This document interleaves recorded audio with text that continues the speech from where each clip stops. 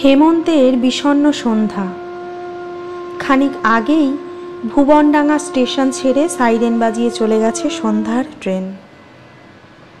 তারপর থেকে অদ্ভুত নৈশব্দ, শুনশান নীরবতা।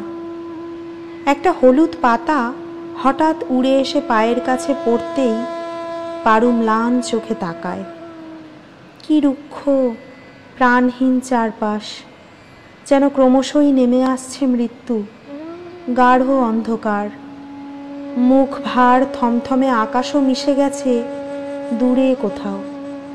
কিন্তু পারুর খুব ইচ্ছে হয় ওই আকাশটাকে টুপ করে বুকের ভেতর লুকিয়ে ফেলতে। এমন আকাশ কি আর কোথাও আছে? এমন মন কেমনের সন্ধ্যা? ওই যে দূরের গ্রাম, শুকনো খড়ের মাঠ, ভেজা ঘাসের মেঠো পথ, ওই যে নরেন দাদুর ফোকলা দাঁতের হাসি, ভুবনডাঙ্গা নদী, এই যে সে বসে আছে পুকুর পাড়ে, ওই যে সামনে শান বাঁধানো ঘাট, স্বচ্ছ জলের আয়না, তুলসীতলার মায়া, বাঁশবাগানের মাথার ওপর চাঁদ। এমন কি আর কোথাও কিছু আছে? পারু দীর্ঘশ্বাস ফেলতে গিয়েও লুকায়। মানুষ হওয়ার এই এক যন্ত্রণা, জীবন ভোর কেবল লুকোতে হয়। মিহি কুয়াশার ভেতর থেকে গায়ে এসে বেঁধে সূচের ফলার মতো তীক্ষ্ণ হিমেল হাওয়া। জড়সড় চারু ডাকে, দিদি। সাড়া দেয় পারু। এসব ছেড়ে যেতে তোর ভালো লাগবে? কই যাব? কেন, তুই শুনিসনি? কি? বাবা যে বলল আমাদের জমিগুলো বিক্রির একটা ব্যবস্থা করতে পারলেই আমরা কলকাতা চলে যাব। ভুবনডাঙ্গা ট্রেন ধরে বর্ডার পর্যন্ত, তারপর সীমানা পার হলেই ভারত। আমরা আর কখনো ফিরে আসবো না দিদি। পারু ছোট বোনের দিকে তাকায়। চারুর বয়স 14, তার থেকে বছর চারেকের ছোট। মাথা ভর্তি চুল, মা চুপচুপে তেল দিয়ে বেনি করে দিয়েছে চুলে। সে তাকিয়ে আছে ফ্যাকাশে চোখে। পারুর হঠাৎ মনে হলো, আচ্ছা, এই বয়সের স্মৃতি কতটা গভীর হয়? আজ থেকে 20 বছর পর কি আজকের এই সন্ধ্যার কথা চারুর মনে থাকবে, কিংবা তার? না। পারু ফুঁস করে লুকোনো দীর্ঘশ্বাসটা ফেলে। আমরা আর কখনোই ফিরে আসবো না, কখনোই না। বলে উঠে দাঁড়ায় পারু। তুলসী গাছের তলায় সন্ধ্যা আরতি দিচ্ছেন মা, তার পাশেই ঠাকুর ঘর। ওই যে বাঁশের কঞ্চি কেটে বানানো ঠাকুরমার লাঠিটা ওখানে, তার পাশে কাঠের খড়ম, দরজার কাছে জল চৌকি, ঘরের টিনের চালের ওপর ডালপালা ছড়ানো আম গাছ। গোয়াল ঘর থেকে গলগল করে ধূপের গন্ধ বেরোচ্ছে। সন্ধ্যা হলেই মশা তাড়াতে ধূপ জ্বেলে দেন মা। কালো রঙের বড় গাইটা কেমন অসহায়ের মতো তাকিয়ে আছে। তার চোখ কি ভেজা?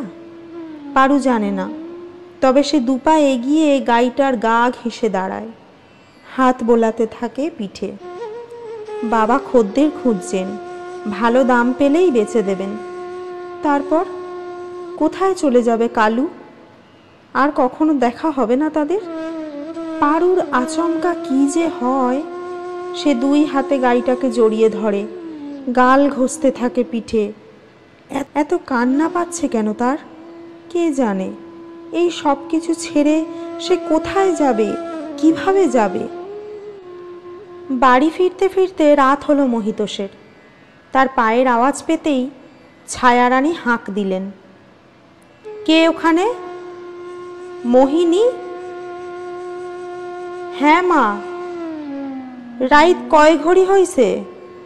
সেই খেয়াল আছে, এখন বাড়ি ফেরনের টাইম। একটু দেরি হয়ে গেল মা।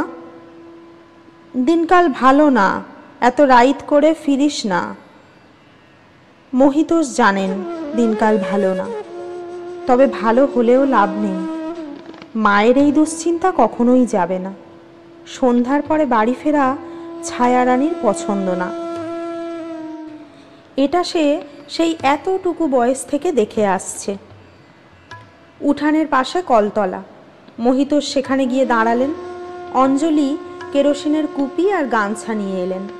মহিতোষ বললেন, পারু আর চারু ঘুমিয়েছে?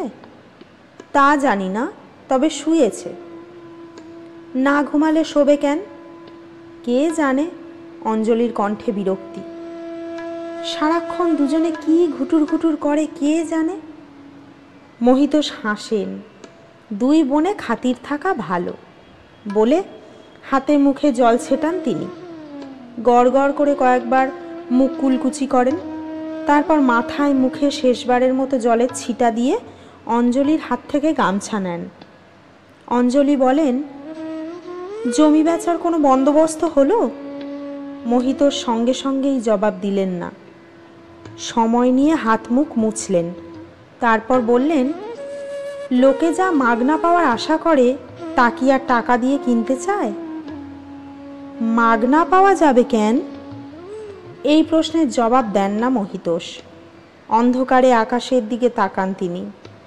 ঘরের পূব দিকে ঘন বাঁশঝাড়। সেখানে চারিদিক থেকে কুর্নিশ করার ভঙ্গিতে নুয়ে এসে মাথার ওপরের আকাশটাকে ঢেকে দিয়েছে বাঁশঝাড়টা। এই দৃশ্য তার কত কালের চেনা, অথচ এইসব ছেড়ে চলে যেতে হবে। মানুষ যেখানে জন্মায় সেখানে কেন গাছের মতো শিকড় গজিয়ে ফেলে? শুষে নিতে থাকে আলো, জল, হাওয়া। তারপর কেন আবার তাকে সেই শিকড় উপড়ে নিয়ে চলে যেতে হয় অন্য কোথাও? ক্রমাগত শুকিয়ে যেতে হয় ভেতরে বাইরে। রাতে খেতে বসে তিনি বললেন, বরদা কলিকাতা থেকে চিঠি দিয়েছে। কি লিখেছে? অঞ্জলির কণ্ঠে উৎকণ্ঠা। ভালো কিছু না। 5-6 বছর তো হলো ওপারে গেল, কিন্তু এখনো কিছুই গোছাতে পারেন নাই। বলেছেন দেশে তার ভাগের জমি জমা যা ছিল তার একটা ব্যবস্থা যেন করে যাই আমি। কিছু টাকা পয়সা পেলে খুব উপকার হবে। আমাদের জমিগুলাই তো বেচতে পারছেন না, তারটা কেমনে বেচবেন? মহিতোষ জবাব দেন না, চুপচাপ ভাত খেতে থাকেন। কুপির আলোয় দেওয়ালে তার দীর্ঘ ছায়া পড়েছে।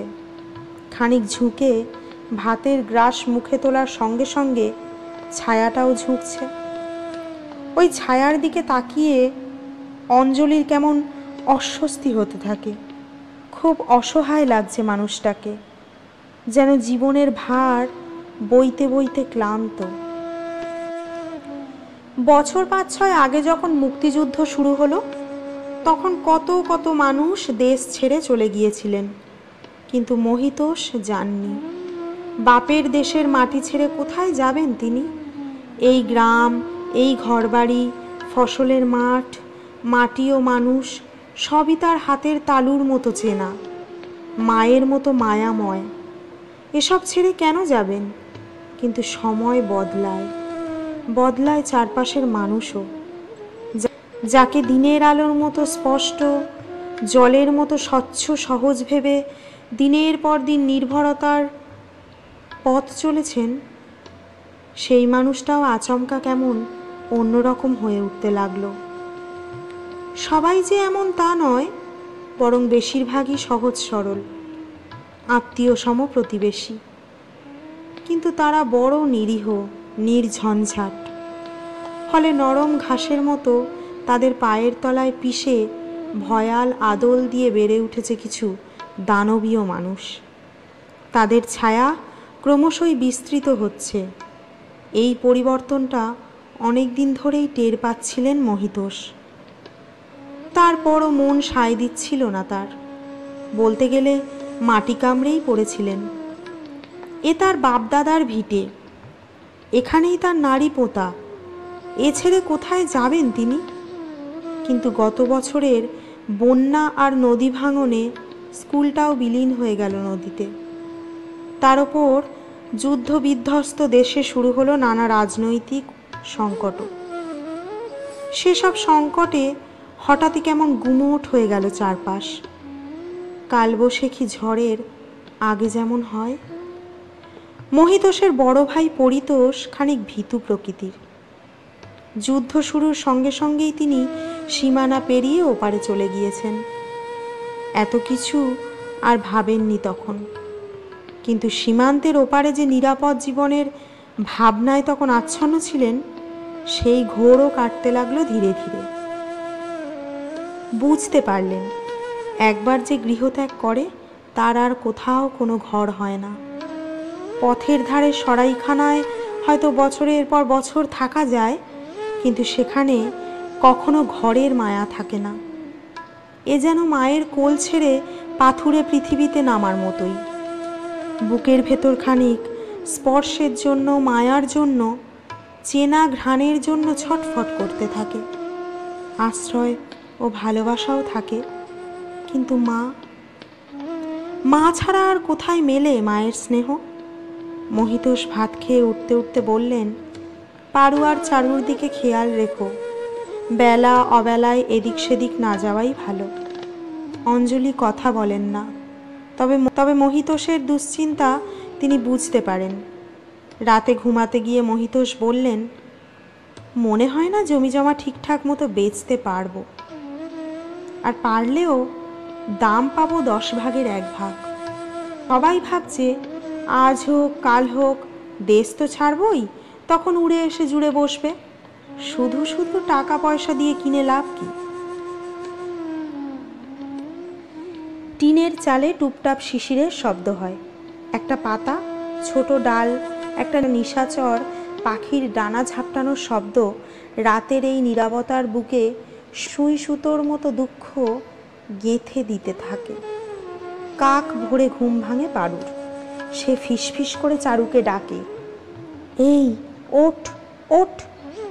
চারু ঘুম ঘুম গলায় বলে, আর একটু ঘুমাই না দিদি। আর কত ঘুমাবি, ওঠ। চারু অবশ্য ওঠে না। সে কাঁথা টেনে নিয়ে নিজেকে আরও জড়িয়ে নেয়। ভোরের এই হিমহিম অনুভবে কাঁথার ওই ওমটুকু যেন তাকে আরামে অবশ করে দেয়। গাছের পাতার ফাঁক গলে ভোরের সোনালি আলোর প্রথম আভাটুকু তখন কেবল উঁকি দিতে শুরু করেছে। পারু হাত বাড়িয়ে সেই আলোটুকু হাতে মেখে নেয়। গরম চায়ের পেয়ালা থেকে ভেসে আসা ধোঁয়ার মতো পাতলা কুয়াশা ভাসতে থাকে সেই আলোর ভেতর। সে পা টিপে টিপে বাড়ির উঠোনটা পেরোয়। তার ওপাশে ধান ক্ষেত, ধান ক্ষেতের পাশেই খোলা চাতাল। মা গোবর আর মাটি দিয়ে লেপে চকচকে করে রেখেছে চাতালটা। শীতের ভোরে যখন আরও খানিকটা আলো ফুটবে, ওম ছড়াবে সূর্য, তখন এখানে এসে সবাই রোদ পোহাতে পোহাতে ভাত খেতে বসবে। রাতের বেঁচে যাওয়া কড়কড়ে ঠান্ডা ভাত, বেগুন আলু টমেটোর সঙ্গে ছোট মাছের ঠান্ডা জমাট ঝোল তরকারি। তারপর কাজে ব্যস্ত হয়ে পড়বেন মা। গাছগাছালির জন্য বাড়ির উঠোনে তেমন রোদ পড়তে পারে না, ফলে ফসল শুকানো থেকে শুরু করে রোদ লাগে এমন সব কাজই এখানে করতে হয়। দিনভর সূর্য এখানে দাপিয়ে বেড়ায়। আরামদায়ক ওমে বুক পেতে রাখে মাটি। বাঁশের আড়ায় লেপ তোষক শুকাতে দেন মা, যাতে আরাম করে ঘুমোনো যায় রাতে। দুপুরের দিকে বড় পাতিলে করে কলতলা থেকে জল এনে এখানে রোদে রাখা হয়। সেই জল গরম হতে থাকে। ঠাকুরমাকে তখন জলচৌকিতে দাঁড় করিয়ে স্নান করিয়ে দেন মা। ড্যাব ড্যাব করে সেদিকে তাকিয়ে থাকে পারু আর চারু। ছায়ারানী অবশ্য খ্যাঁকানো গলায় বলেন, আমি চান করতেছি আর তোরা দুইটা অমনে চাইয়া থাকোস কেন? পারু দাঁত বের করে হাসে, তোমার রূপ যৌবন দেখি ঠাকুমা। আমার রূপ যৌবন দেখন লাগবো না, নিজেদের রূপ যৌবন দেখানোর নাগরের ব্যবস্থা কর।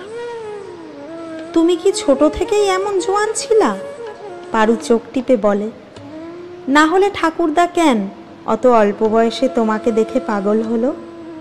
তোর এই বয়সে আমি 2 পোলা 1 মাইয়ার মা হইছি, আর তোগো বহেই তো এখনো ঠিকঠাক মাংস জমে নাই।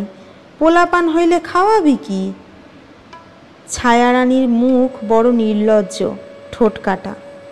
এমন আচমকা কথা বলায় তার জুড়ি নেই। কথাগুলো মনে হতেই পারু একা একা হাসে। মন খারাপও হয়। এই যে এমন সোনালি আলো, ওই যে দূরের মাঠ, শিশির ভেজা ঘাস, ঠাকুমার সঙ্গে এই এখানে এত এত খুনসুটি, এসব কিছুই কেবল স্মৃতি হয়ে যাবে, আর কখনো এখানে ফিরে আসা হবে না তাদের। এখানে অন্য কেউ থাকবে, অন্য কারো গল্প জমা হতে থাকবে, আর তাদের স্মৃতির ভাঁড়ার নিয়ে তারা চলে যাবে অন্য অজানা কোথাও। চাতালের ডান দিকটায় তাকাতেই মন ভালো হয়ে গেল পারুর। হেমন্তের রাতই মূলত শীত নিয়ে আসে ভুবনডাঙায়। সারা রাত টুপটাপ ঝরে পড়তে থাকে শিশির, নেমে আসতে থাকে কুয়াশা, তারপর ভেজা মাটি, ঘাস আর ফুল।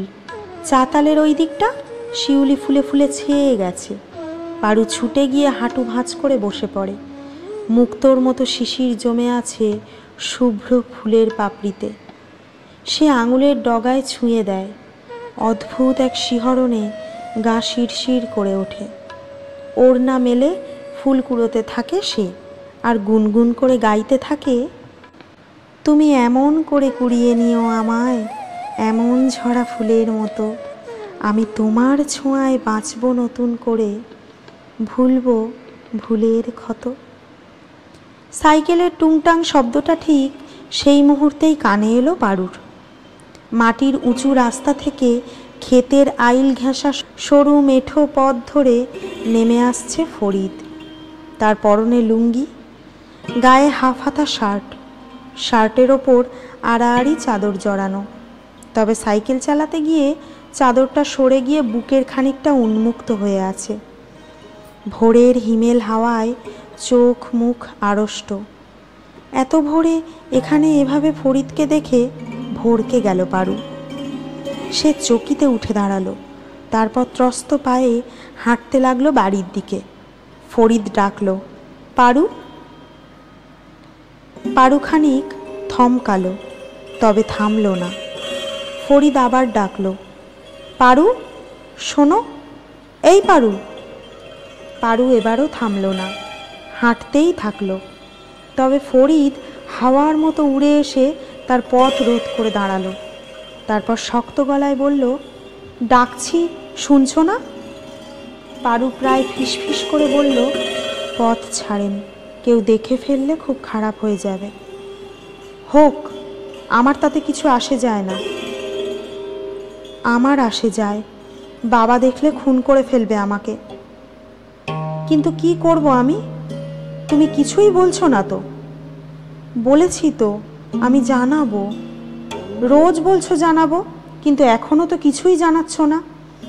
ইচ্ছে করে যে জানাই না তা তো নয়, আপনি বোঝেন না। ফরিদ ফোঁস করে দীর্ঘশ্বাস ফেলে। কি জানি, আজকাল আর তোমার ইচ্ছা অনিচ্ছা কিছুই বুঝতে পারি না। এই মনে হয় সব ঠিকঠাক, তুমি ঠিক আগের মতোই আছো, আবার পরক্ষণেই মনে হয় তোমাকে চিনি না আমি। পারু জবাব দেয় না, চুপ করে থাকে। সে নিজেও কি আজকাল নিজেকে ঠিকঠাক চেনে? কিভাবে চিনবে? তার চারপাশের পৃথিবীটা যে ক্রমশই সংকুচিত হয়ে আসছে। এই পৃথিবীতে সে একা নয়, তার বাবা আছেন, মা আছেন, ঠাকুরমা, চারু আছে, আছে আরও কত কিছু। এখানে সে ফরিদকে নিয়ে কিভাবে ভাববে? কি ভাববে? ফরিদ খানিক চুপ করে থেকে নরম গলায় বলল, তোমরা সত্যি সত্যি চলে যাচ্ছ পারু? ফরিদ সবই জানে, পারু তাকে বলেছে, কিন্তু তারপরেও তার কিছুতেই বিশ্বাস হতে চায় না। মনে হয় এটা সত্যি নয়। পারু হঠাৎ করেই ফিক করে হেসে ফেলবে, তারপরই ঝলমলে গলায় বলবে, পুরুষ মানুষের এত অল্পতে ভয় পেলে চলে? এটা এত অল্প? অল্প নয়। তাহলে এটা আমার জীবনের চেয়েও বড়। জীবনের চেয়েও বড় কি জানেন? কি? বাবা বলেন জীবনের চেয়ে বড় হলো মৃত্যু। আমার চলে যাওয়া কি তবে আপনার কাছে মৃত্যুর মতো? এই কথায় ফরিদ চুপ করে থাকল।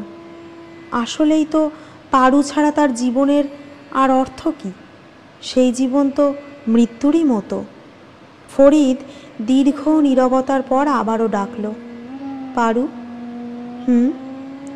সত্যিই চলে যাবে? আর কখনো কোনোদিন ফিরবে না? তাহলে? তাহলে কি? তাহলে আমি কি করব? এই প্রশ্নের উত্তর খুব সহজ। ফরিদ মুসলমান একটা মেয়ে দেখে বিয়ে টিয়ে করে সংসারী হবে। পারু চলে যাবে কলকাতায়। সেখানে তার হিন্দু কোনো ছেলের সঙ্গে বিয়ে হয়ে যাবে। এই যে এত জটিলতা, এত দুশ্চিন্তা, সমীকরণের কিছুই তখন আর থাকবে না। হয়তো কখনো কখনো মাঝরাত্রিরে তাদের পরস্পরের কথা মনে পড়বে, তারপর মন খারাপ হবে। তাদের কিছু মিষ্টি স্মৃতি আছে, সেই স্মৃতিগুলো বুকের ভেতর সুবাস ছড়াবে। হয়তো কান্না জমবে চোখে, আবার শুকিয়েও যাবে। ভোরের আলো ফুটতে ফুটতে তারা যন্ত্রণা আড়াল করে হাসি মুখে মিশে যাবে জীবনের চোরা স্রোতে।